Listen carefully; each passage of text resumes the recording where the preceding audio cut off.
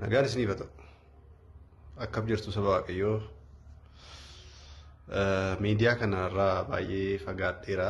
Meesejii namoota hedduus argaan jira. Akkam taatee maaziriin maalirra jirti kan jedhu akka malee baay'ata meesejii feesbuukiidhaan, instaagiraamiidhaan akkasumas kunoo tiiktookii kanaanii miidiyaa kanatti dhufuu hin barbaanne yeroo dheeraa Waaqayyo wajjin dabarsuu hin barbaade. Haa ta'utii waan tokkotu baay'ee sammuu koo ol taanaananii as dhufee jira. Viidiyoo kan akka waraabu kan godhe jechuudha. Innis maanni obboleessa keenya Abdii Raggaasaa ani nan beeka. Yeroo inni tajaajiluu nan beeka jechuudha. Dur yeroo dheeraa nama mana Waaqayyoo keessa ture, nama tajaajila gurguddaa gaggeessaa ture, lubbuu baay'ee gara gooftaatti nama fideedha Abdiin. Miidhamni isaa akka malee nama gaddisiisa. Ilma namaa ta'ee namni miidhama namaatti akkasitti gammadu jira jedhee yaadu. Amma himimmaan qabachuu dadhabdutti sammuu namaa ol wanti inni amma keessa jiru. Innaa pheenxeedha warri jedhaman ana dabalatee akka malee yeroo isin gammaddan akka malee koomentii hin taane suuraan mucaa sanaa yeroo gadhiifamu koomentii hin taane kan barreessan uummata keenya ta'uun arga.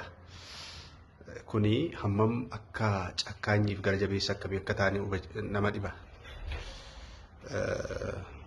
Sababii Waaqayyootti qooseef, sababii Wangeelatti qooseef, sababii Yesuusitti qooseef akkas ta'ee jedhanii yeroo dubbatanis nan argaa.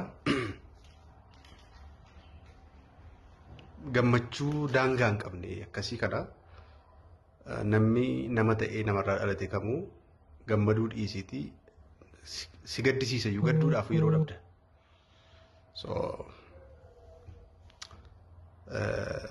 Yesuusii wajjin kan ture, Yesuusiin ija isaatiin kan arge, Yesuusii wajjin kan nyaate Phexros si'a sadii ganii halkan tokkotti.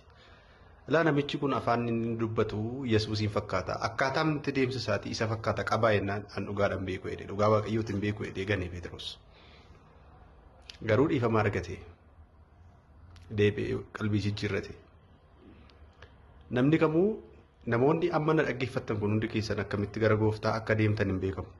Balaa makiinaatiin ta'uu danda'a, balaa dhukkubaatiin ta'uu danda'a, balaa miidhaa namni isinirra geessisuun ta'uu danda'a.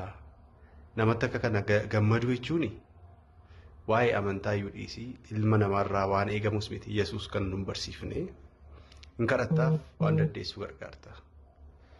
Ammoo cubbuun tokkoon keenya ammatu foolii qaba ta'e cubbuun isin gootan kan namni hin argine Waaqayyo duwwaan kan argu cubbuu isin qabdan, mudaa isin qabdan foolii qaba, xaranii qabatu ta'e namni mana isaatii gadi ba'ee deemu tokko akka hin jirre sirrittan hima. Mudaa keessan dhoksee nama fakkaattanii akkasiin koomentii gootan kan godhe araara Waaqayyooti. Waan akkasii irraa of qusadhaa. Hin kadhattaaf. Ani amma dadhabaa yoo ta'e tarii amantii koo jijjiirachuu hin danda'an beekamu. Amantii kee jijjiirachuu danda'an mirga kun. Amma daqiiqaa kudhan keessatti amantii koo geeddaruu hin danda'a kun mirga kiyya. Mirga mootummaan biyya kana naa kennuudha. Lammii biyya kanaa waan ta'eef mirgi koo eegamu ture jiraata. Tokko kana. Lammaffaa kufaatii namaa, du'a namaa. Amma abdiin waan nama gaddisiisu keessaa bifisaa jijjiirame. Abdiin takkaa hin beeknu. Abdiin nuyi beeknu hin jiru amma. Ilmoo namaatii Oromoodhaa dhiiga keenyaa waggoota dheeraa mucummaa isaa kaasee mana Waaqayyoo keessatti dabarseera. Kufuu danda'a, cubbuu keessa jiraachuu danda'a. Attamitti gammadda. Mataan keessi ayyamaa gaafa gammaddu. Iddoo akkasiitti geessin fayyaa, iddoo akkasiitti geessin fayyaa. Kadhattuufi. Just immoo namni balaan irra ga'u nama gooftaa Yesuusiin yookiin nama pheenxee keessaa ba'e qofa. Pheenxee keessatu jiranii balaa meeqaan kan du'an beennu hiriyoota keenya kan du'an, kan dhuman, dhukkubaan kan du'an, beelaan kan du'an hin beekun. Maaliif akkasitti gara jabummaa pheenxeen biyya kanaa akkamitti akka inni yaadu naan galu garuu I don't know. Kana baay'ee sammuu koo waan ta'eef miidiyaatti na argitan kana booda miidiyaa irratti sin dhufu. Yoon miidiyaa irra dhufe immoo waan haasa'u qabu haasa'ee man ba'a. Isa hojii lama ji'a sadiitti si yeroo tokko kadhannaa kootti hin jiraanii. Waa'ee haadha kootii immoo yoo fayyitee